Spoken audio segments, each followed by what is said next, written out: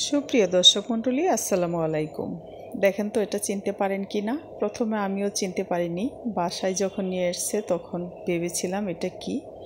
তারপর যখন জানতে পারলাম তখন ভাবলাম এটা খেতে কেমন লাগবে কি জানি না, তবে শুনেছি অনেকবার মানুষ এটা খায়।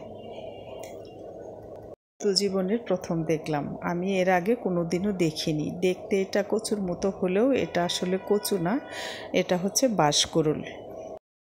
এই বাঁশকুড়ুল অনেকভাবেই খাওয়া যায়, অনেক কিছু দিয়েই খাওয়া যায়। মাংস, মাছ, চিংড়ি মাছ, অনেক কিছু দিয়েই খাওয়া যায়, কিন্তু আজ আমি এটাকে চিংড়ি মাছ দিয়ে রান্না করব। এর জন্য বাঁশকুড়ুলটাকে আমি পোলে একটু ভাপিয়ে নিব। এখন ভাপ দেওয়ার জন্য আমি পাতিলে একটু পানি বসিয়ে দিয়েছি। পানির মধ্যে আমি বাঁশকুড়ুলটি দিয়ে দিলাম।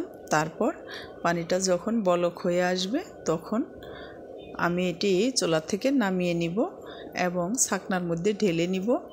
নেওয়ার পর ঠান্ডা পানি দিয়ে পরিষ্কার করে ভালোভাবে ধুয়ে নিব।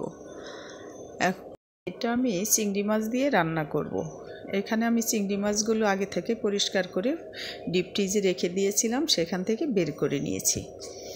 এখন চুলাতে একটি কড়াই বসিয়ে পরিমাণ মতো তেল দিয়ে দিব। তার মধ্যে দিয়ে দিব পেঁয়াজ কুচি।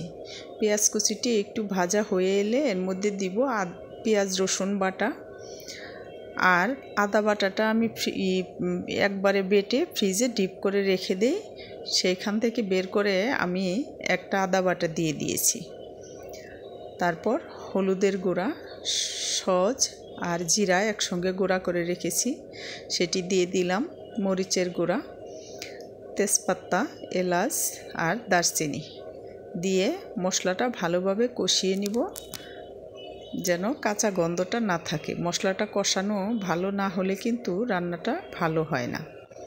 মশলাটা কষানো হয়ে গেলে তেলটা যখন উপরে ভেসে উঠবে তখন চিংড়ি মাছগুলো দিয়ে দিব। চিংড়ি মাছগুলো দিয়ে পরিমাণ মতো লবণ দিয়ে দিব, দিয়ে একটু নাড়াচাড়া করে নিব। তারপর অল্প পরিমাণে পানি দিয়ে এটি আমি ভালোভাবে কষিয়ে নিব, যেন চিংড়ির মধ্যে মশলাগুলো ভালোভাবে ঢুকে যায়।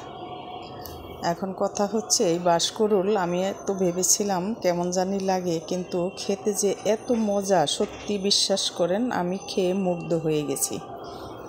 এটি এত মজা, কিন্তু আমি ভাবতে পারিনি এটি এত মজা হবে। বিশ্বাস না হলে আপনাদের যদি সম্ভব হয় একবার হলেও এটা ট্রাই করে দেখতে পারেন। এটি আমি মিডিয়াম আঁচে আস্তে আস্তে ভেজে নিব।